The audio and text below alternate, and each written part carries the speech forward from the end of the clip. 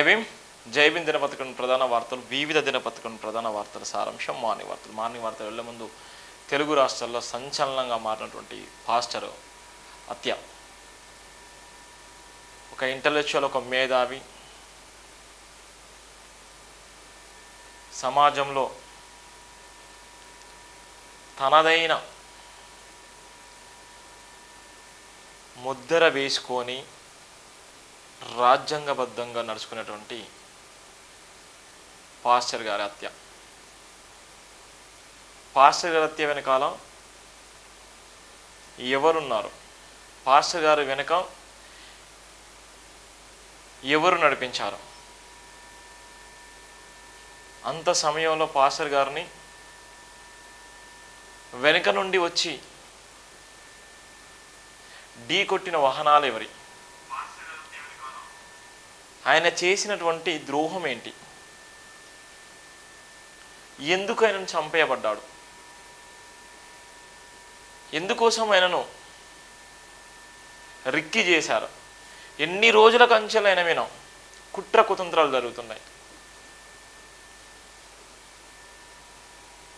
ఎన్నో సందర్భాలు ఆయన మాట్లాడినటువంటి వీడియోలు, ఆయన చెప్పినటువంటి ప్రసంగాలు సమాజంలో ఉన్నటువంటి అన్ని కులాలను చైతన్యపరిచే విధంగా ఆయన ప్రసంగాలు ఉన్నాయి.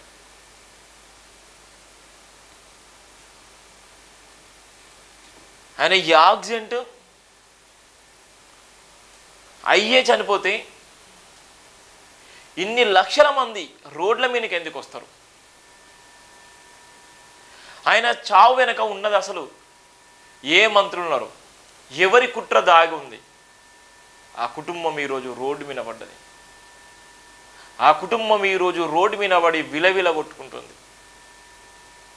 ఒక గొప్ప దైవజనుడు సమాజాన్ని మార్చేటువంటి సందర్భంలో, ఒక గొప్ప దైవజనుడు సమాజం పట్ల జరిగినటువంటి, సమాజంలో ఉన్నటువంటి అస్పృశ్యత, సమాజంలో మనుస్మృతి ఏ విధంగా ఈ సమాజాన్ని కాక విశాలం చేస్తుందో దాన్ని దృష్టిలో పెట్టుకొని అనేక సందర్భంలో ధర్మం గురించి, రాజ్యాంగం గురించి, జీసస్ గురించి, సమాజంలో జరుగుతున్నటువంటి అవినీతి గురించి, సమాజంలో ఉన్నటువంటి కులాల గురించి, సమాజంలో జరుగుతున్నటువంటి మత శిక్షల గురించి, సమాజంలో జరుగుతున్నటువంటి అనేకమైనటువంటి విశేషాలపైన స్పష్టత ఇస్తూనే ఎన్నో లక్షల మందిని చైతన్యం చేసేటువంటి క్రమంలో ఆయనను అత్యంత దారుణంగా హత్య చేయడం నిజంగా బాధాకరం.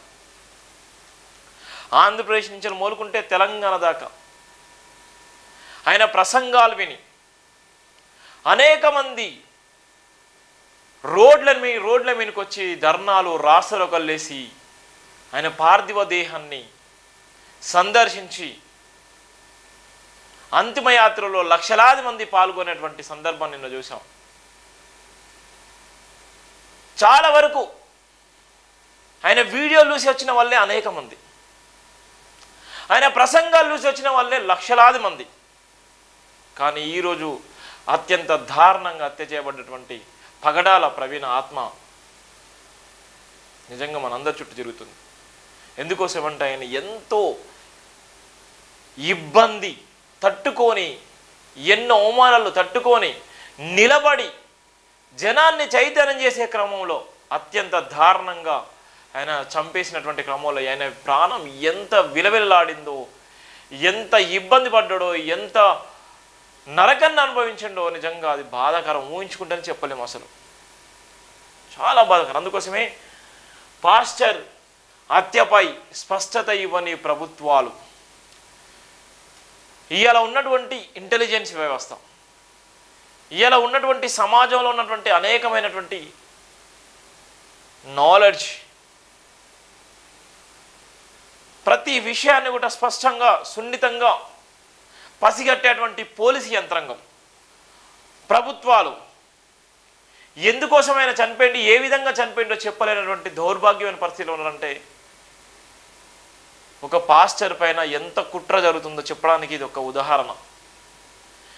ఎందరో ఇలా కాలగర్భంలో కలిసిపోతున్నారు. ఎందరో మేధావులు ఈ సమాజానికి ఉపయోగపడేటువంటి మేధావులు వాళ్ళ మీద ఎప్పటికీ కుట్రలు కుతంత్రాలు జరుగుతూనే ఉంటాయి. ఏదో అవమానాలు, ఏదో నిందలు, ఎన్నో భయంకరమైనటువంటి ఇబ్బందులను గురి చేసి వారికి వారి ఆత్మహత్యలు చేసుకునే విధంగా, వారికి వాళ్ళ భయాన్ని సృష్టించే విధంగా ఇబ్బందులకు గురి చేసి వాళ్ళ జీవితాల్లోకి పెను తుఫాన్లాగా వచ్చి వాళ్ళ జీవితాలను కాక వినాశనం చేసేటువంటి సందర్భాలు కోకొలలో ఉన్నాయి. అంబేద్కర్ కంచెలు మొదలుకుంటే ఇప్పటిదాకా జరుగుతూనే ఉన్నాయి. ఎన్నో కుట్రలు కుతంత్రాల మధ్య సమాజం బతుకుతుంది. ఆర్థికంగా ఎదిగిన వాడు ఎదుగుతున్నటువంటి వ్యక్తిని ఎప్పటికైనా అంచివేసేటువంటి ప్రయత్నం చేస్తూ ఉంటాడు. పేరుకు పైకి మాత్రమే కపట ప్రేమ అంటే లోపల కుళ్ళు కుతంత్రాలు విషంతో నిండుకున్నటువంటి శరీరం అంతా ఉండేటువంటి ప్రమాదం ఉంటుంది. ఆ మనుషులను మనం పసిగట్టకపోతే ఈ సమాజంలో మనం బ్రతకలేము, ఈ సమాజంలో ఉండలేము, ఈ సమాజం మనల్ని అర్థం చేసుకునేటువంటి ప్రయత్నం కూడా చేయదనేటువంటి సందర్భాలు కూడా చెప్తున్నటువంటి ప్రధాన వార్త. పాశ్చర్య హత్యపై స్పష్టత ఇవ్వని ప్రభుత్వం. పాపం చూడు ఎంత బాధాకరము.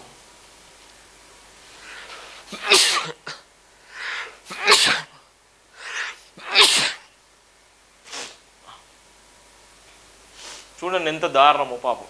ఆయన వస్తున్నటువంటి టోల్గేట్ దగ్గర వస్తున్నటువంటి సందర్భం, ఆయన నిజంగా చనిపోతే, యాక్సిడెంట్ అయి చనిపోతే గుద్దినవాడెవడు? ఏ వెహికల్ వచ్చి తాకిచ్చింది? ఏ వెహికల్ వచ్చి ఆయన వెనుక నుంచి తాకినటువంటి వెహికల్స్ ఏవి? అక్కడ ఉన్నటువంటి సీసీ కెమెరా స్పష్టంగా టోల్గేట్ దగ్గర ఉన్నటువంటి సీసీ కెమెరాలో, ఆ పెట్రోల్ బంకులో ఉన్నటువంటి సీసీ కెమెరాలో కొద్ది తేడాలో జరిగినటువంటి అన్యాయం పోలీసులు ఎందుకు బయట పెట్టలేకపోతున్నారు? ఆ 10 నిమిషాలు జరిగినటువంటి ఉదంతం ఎందుకు సమాజానికి చెప్పలేకపోతున్నారు? ఇక్కడ ఉన్నటువంటి సందర్భంలో పోలీసులు వీళ్ళంతా ఒకవేళ నిజంగా యాక్సిడెంట్ అయిపోతే అక్కడ ఉన్నటువంటి ఆ బుల్లెట్ బండిని తాకిచ్చిన వాళ్ళు ఎవరు? నిజంగా ఆయన చనిపోతే వెంటనే ఆయన ముఖం మీద ఎందుకు గాయాలుంటాయి? ఆయన ఒంటి మీద ఎందుకు గాయాలుంటాయి? ఎంత బాధాకరం అంటే మనల్ని అవమానాలకు గురి చేసి చంపేయాలంటే ఇలానే చంపేస్తారు. రాసి పెట్టుకోండి. ఇక్కడ ఉన్నటువంటి పరిస్థితి మన ఫోటోను చూస్తున్నాం, ఎంత దారుణం ఉంది చూడు. ఇక్కడ ఏ విధంగా ఉన్నది? ఆయన ఒక మేధావి, ఇంటర్లో చలి సమాజానికి ఉపయోగపడేటువంటి మేధావి. మీడియా ఛానల్స్ తప్పుడు ప్రచారాలను ఆపాలి. మీడియా ఛానల్స్ ఇక రేటింగ్ కోసం విలువలు ఉండే కొన్ని సందర్భంలో నైతిక బాధ్యత ఉండదు. రాజ్యాంగాన్ని గౌరవించినటువంటి చాలామంది, కొంతమంది టీవీ డిబేట్లు పెడతారు. యూట్యూబ్ ఛానల్స్ చాలామంది కావాలని టీవీ డిబేట్లు పెట్టి క్రైస్తవ సమాజాన్ని, హిందూ సమాజాన్ని ఒక దగ్గర పిలిపించుకొని డిబేట్లు పెట్టి రెచ్చగొట్టేటువంటి ప్రయత్నం చేస్తారు. కొంతనన్నా నిజంగా నైతిక విలువలు ఈ సమాజంలో మనం 100 సంవత్సరాలు బతకడం కోసం ఈ భూమికి రాలేదు. ఈ సమాజంలో నిజంగా 1000 కోట్లు సంపాదించుకొని, లక్షల కోట్లు సంపాదించుకొని మీ చేసుకొని పోము. మనం తెలిసినటువంటి సమాచారం నలుగురితో పంచుకోవాలి, తెలియని సమాచారం నలుగురి దగ్గర నేర్చుకోవాలి. నేర్చుకోవడానికి అనేకమైనటువంటి మార్గాలు ఉన్నాయి, చెప్పడానికి అనేకమైనటువంటి సందర్భాలు ఉన్నాయి.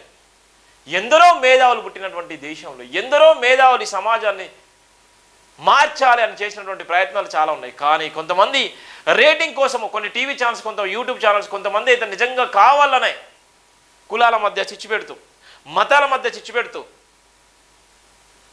రేటింగ్ కోసం అనేకమైనటువంటి తప్పుడు ప్రచారాలు చేస్తూనే ఉంటారు. నిజంగా అది బాధాకరం.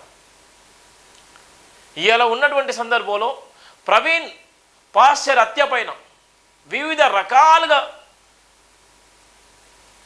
ఎలాంటి ఇన్ఫర్మేషన్ లేకున్నా, వాళ్ళకి ఎలాంటి ఇన్ఫర్మేషన్ వాళ్ళకి తెలియకపోయినా ఊహాగానాలతో చేసేటువంటి చాలామంది ఆరోపణలు వేస్తున్నారు. దయచేసి మీరు ఆగండి, నిజాలు తెలుసుకోండి. ఒక ప్రాణం విలువ ఆ కుటుంబానికి తెలుసు, ఒక ప్రాణం విలువ ఆ సమాజానికి తెలుసు, ఒక ప్రాణం విలువ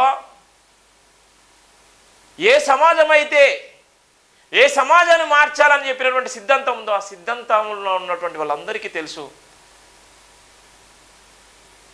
ఆకాశం మీద ఉమ్మేసేటువంటి ప్రయత్నం చేస్తే ఏదో ఒక రోజు అది నీ పైన కూడా పడుతుందని చెప్పడానికి ప్రవీణ్ హత్య పైన జరిగినటువంటి అనేక మంది కుట్ర కుతంత్రాలకు ఒక నిదర్శనంగా చెప్పొచ్చు.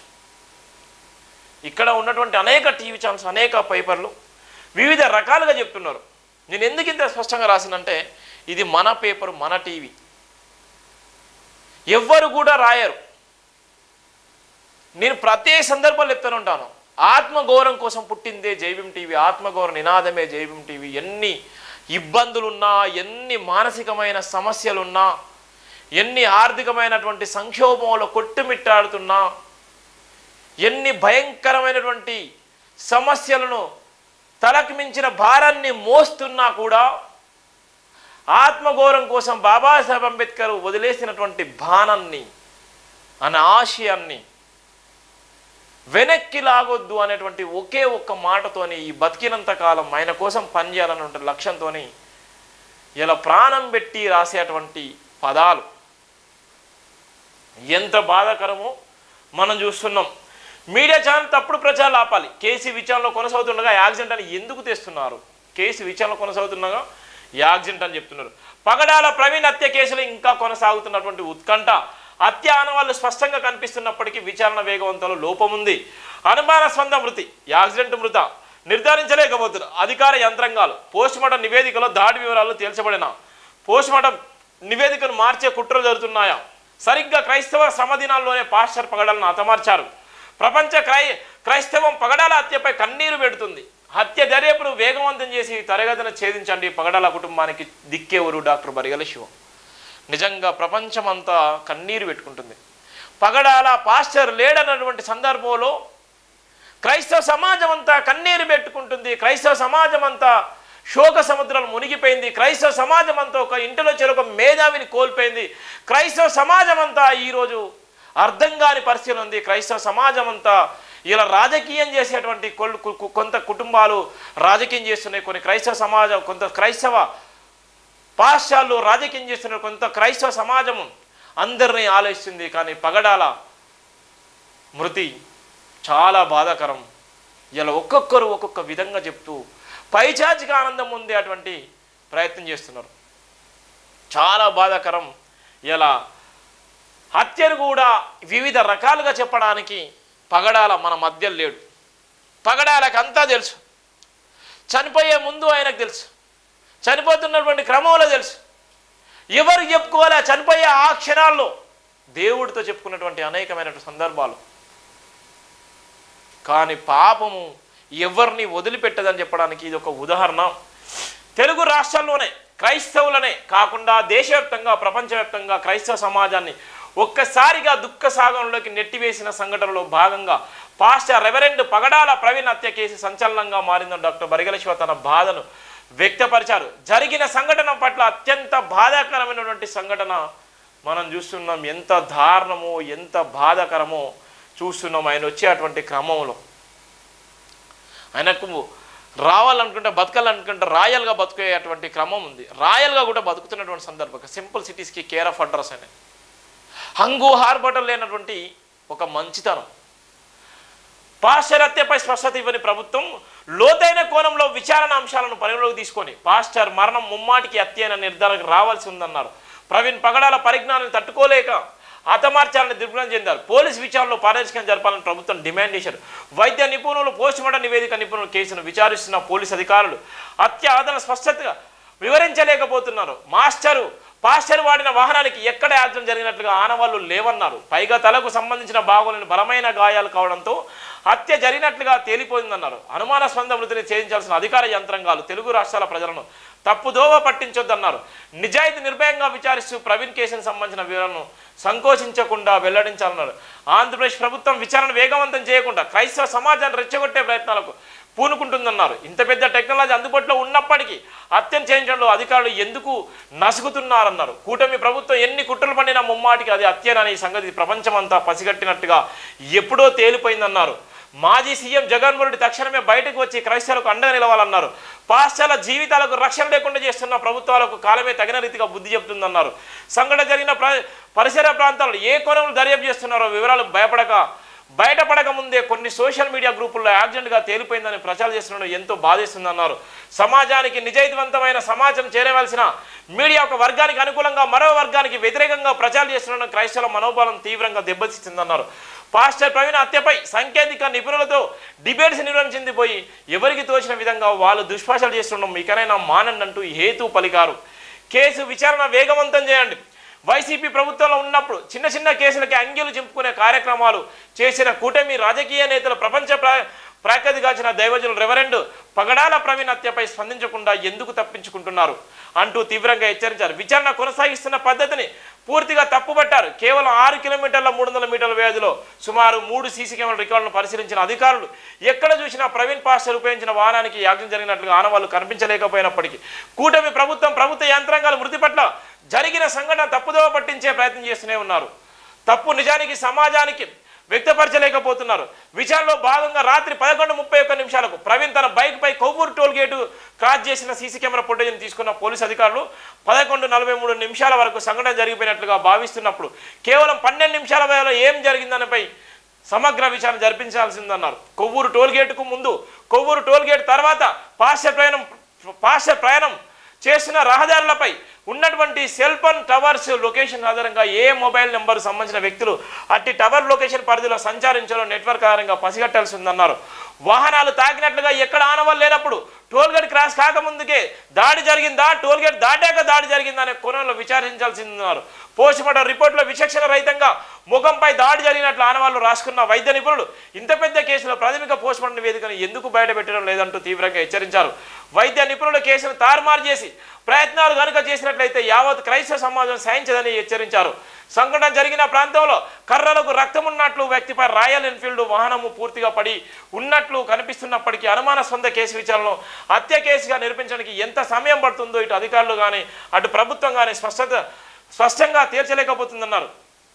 పాస్టర్ వాడిన మొబైల్ ఆధారంగా తనను వేధింపులకు గురి చేసిన ఫోన్ కాల్స్ ఆధారాలు, మెసేజ్ ఆధారాలను తనపై వ్యక్తిగతంగా కక్ష సాధింపుతో సోషల్ మీడియాలో హెచ్చరిక పోస్టులు పెట్టిన వ్యక్తులను క్షుణ్ణంగా పరీక్షించి విచారించి కేసు దర్యాప్తును వేగవంతం చేయాలన్నారు.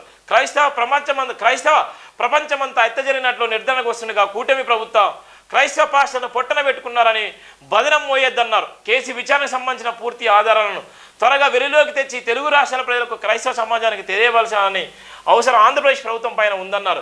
ప్రభుత్వం ఎంత నిర్లక్ష్యం చేస్తే అంత మూల్యం చెల్లించుకోవాల్సిన పరిస్థితులు వస్తాయనే సంగతిని మర్చిపోద్దన్నారు. ఆంధ్రప్రదేశ్ సీఎం, డిప్యూటీ సీఎం, మంత్రులు మౌనం వీడి కేసు విచారణ కేసు దర్యాప్తును వేగవంతం పూర్తి చేసి హత్య కేసును ఛేదించి నిందితులను కఠినంగా శిక్షించాలని ప్రభుత్వం డిమాండ్ చేశారు.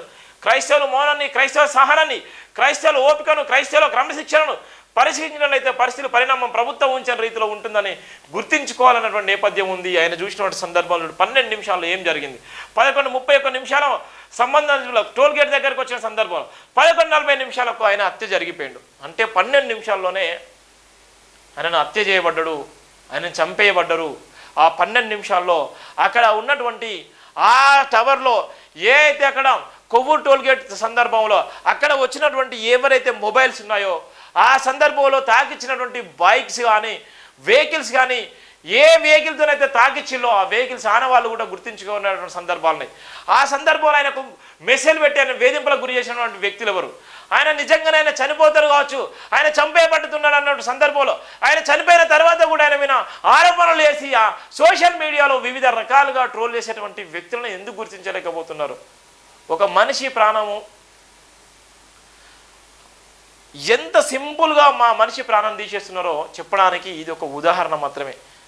ఎంతోమంది ప్రాణాలను, ఎంతోమంది మేధావులను ఇష్టానుసారంగా చంపేయబడుతున్నటువంటి దౌర్భాగ్యమైనటువంటి భారతదేశంలో మనం బతుకున్నామంటే ఇది ఒక బాధాకరం. భారతదేశం రోజు రోజుకి ఎటుపోతుంది. ప్రపంచ దేశాలు రాకెట్ కనుకొని ఇలా ఉన్నటువంటి మనిషి రూపంలో ఇవాళ అనేకమైనటువంటి సందర్భాలు కనుకొని ప్రపంచమంతా ఇవాళ గొప్పగా ఉండేటువంటి సందర్భంలో ఇలా భారతదేశం మాత్రం కులాలు రాజకీయాలతోని ముడిపడి రాజకీయాలకే ఇలా కులాలను అంటబెట్టుకొని కుల రాజకీయాలు చేస్తూ సొంతంగా బతికి రాజకీయం చేస్తూ ఆ డబ్బుల మీద పేలాలు ఏరుకునేటువంటి సందర్భాలు మనం చూస్తున్నాం. ఎంత బాధ అంటే అంత బాధాకరం.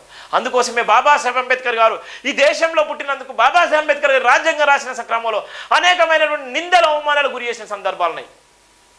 కాన్షీరామ్ మీద అనేకమైన నిందలు వేయడం జరిగింది. అనేక మహాత్మా జ్యోతిరావు పూల మీద నిందలేయడం జరిగింది, పెరియార్ రామస్వామిని నిందలేయడం జరిగింది, సంత్ రవిదాస్ మీద నిందలేదు. ఎవరైతే మేధా ఉన్నారో వాళ్ళందరి మీద కూడా నిందలేసి అవమానాలకు గురి చేసి బుద్ధుడి కాలం నుంచి మొదలుకుంటే అరిస్టాటిల్ దాకా ఎన్నో ఇబ్బందులు, ఎన్నో అవమానాలు, ఎన్నో నిందలు, ఎంతోమంది వాళ్ళని ఇష్టానుసారంగా వాళ్ళ ఎదుగుదలను తట్టుకోలేక సమాజాన్ని మార్చే క్రమంలో వాళ్ళ మీద ఎన్నో కుట్ర కుతంత్రాలు చేశారు. ఇలా సమాజము ఆనాటి నుంచి మొదలుకుంటే ఇప్పటి వరకు కూడా సమాజంలో ఇంకా ఇంకా ఇంకా ఎక్కువైపోతుంది తప్ప ఇలా తగ్గలేనటువంటి పరిస్థితిలో మనం చూస్తున్నాం. ఎంత బాధ అంటే అంత బాధాకరం.